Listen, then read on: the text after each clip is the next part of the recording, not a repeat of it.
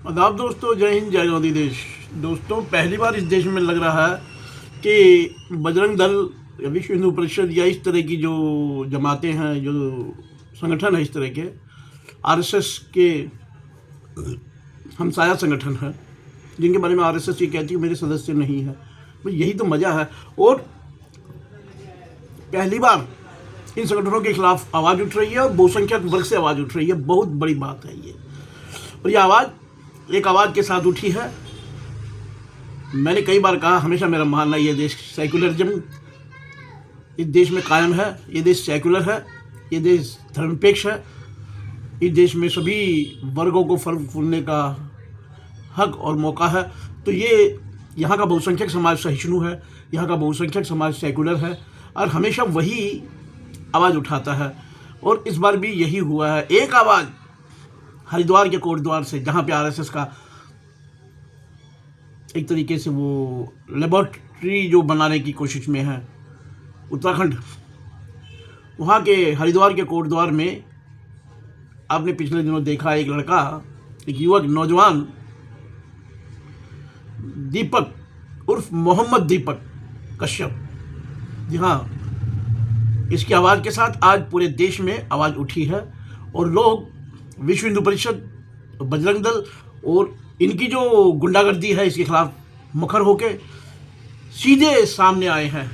भले ही प्रशासन अभी भी दीपक और उसके दोस्त विजय और ऐसे सभी लोगों को डराने की कोशिश कर रहा है, उनके खिलाफ उल्टे केस करने की कोशिश कर रहा है, जबकि केस इन गुंडों के खिलाफ होना चाहिए जिन्होंने कोटद्वार में हंगामा किया, जो अपने आप को ये कहते हैं कि हम सनातन के ठेकेदार हैं। और दीपक जो सनातन का असली वारिस है, उसको ये कहते हैं कि ये मुसलमान है, ये मुल्ला है, सिर्फ इसलिए कि उसने जवाब देने के लिए अपने नाम के आगे दिखाया मोहम्मद।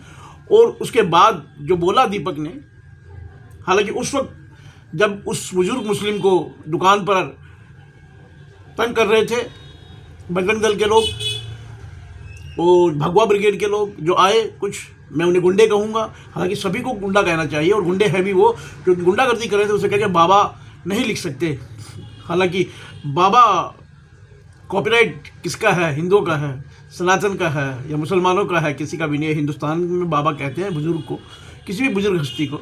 और उसने अपनी दुकान का नाम बाबा लिखा। उस पर ऐतराज़, जब उसे तंग कर रहे थे अकेले मुसलमान बुजुर्ग को, तो दीपक सामने आया और उसने प्रतिवाद किया, उसने उसका विरोध किया, उनको हड़काया, उनको पहले समझाया, नहीं गया तो फिर उनको भगाने की कोशिश की, भगाया। तो उससे पूछने लगे कि नाम क्या है। तब जोश में दीपक ने कहा कि मेरा नाम मोहम्मद दीपक है। यहीं से शुरू हो गया बदलाव। कहते हैं ना, एक अपील लग जाती है दिल में, और ये हर हिंदुस्तानी के उसकी अपील लग गई, दिल में उतर गई। मेरा नाम मोहम्मद दीपक है। जैसे आज मैं कहूँ मेरा नाम मोहम्मद रफ़ी अता राम है, तो किसी को क्या ऐतराज़ हो सकता है? बस यहीं से बदलाव का एक प्रतीक हमें नज़र आया और बदलाव की किरण हमें नज़र आई है। देश में अनेक जगहों से बहुसंख्यक समाज और हिंदू समाज के नौजवान, संगठन, युवा, बुजुर्ग सब आगे आए हैं और दीपक का समर्थन किया है। मैं सलाम करता हूं दीपक को और देश के सभी सेकुलरिज्म के पसंद करने वाले लोगों को, क्योंकि ये देश 80% आज भी देश में सेकुलरिज्म को पसंद करते हैं। अलग अलग विचारधाराएं होती हैं, सभी विचारधाराओं को रहने का हक है। क्योंकि ये मैं बताऊंगा, जब 1947 में भारत का संविधान बन रहा था, आरएसएस को प्रतिबंध किया राष्ट्रपिता महात्मा गांधी की हत्या के बाद। पंडित जवाहरलाल नेहरू जब प्रधानमंत्री थे, सरदार वल्लभ भाई पटेल जब गृह मंत्री थे, वल्लभ भाई पटेल ने आरएसएस को बैन किया और वो लेटर, वो प्रस्ताव प्रधानमंत्री के पास संस्तुति के लिए भेजा। तो प्रधानमंत्री ने नोट्स लगा दिए उस पर, जवाहरलाल नेहरू ने, कि लोकतंत्र में सभी विचारधाराओं को जीने का हक है। ये उसी नेहरू को गाली देते हैं। और जिन सरदार पटेल ने बैन किया था उसको ये कहते कि हमारे महान आत्मा है। हालांकि सरदार पटेल पूरी तरह बहुत अजीम शख्सियत थे हिंदुस्तान के, हमें किसी के सर्टिफिकेट की ज़रूरत नहीं। नेहरू जी इस देश की महान हस्ती थी, हमें किसी के सर्टिफिकेट की ज़रूरत नहीं। और गोडसे, नाथूराम गोडसे कलंक था इस देश के ऊपर, इसके लिए भी हमें किसी के प्रमाण पत्र की ज़रूरत नहीं। हम बिल्कुल बेलाग कहते हैं। हमारे देश का जो नेतृत्व करता है, हमारा कायद है, हमारा नेता है, वो राष्ट्रपिता महात्मा गांधी है।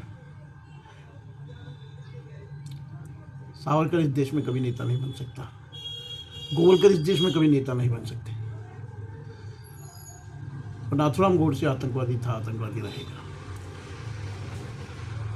मैं वही कह रहा हूँ कि दीपक के साथ जो आवाज़ उठी वो आज देश में आवाज़ बनती जा रही है, और यही देश में सेकुलरिज्म को बचाने का एक प्रतीक बनकर सामने आ रही है, और यही उभर कर आएगी इंशाअल्लाह। ये देश जवाब देगा, और जवाब देना शुरू कर दिया है इन लोगों को।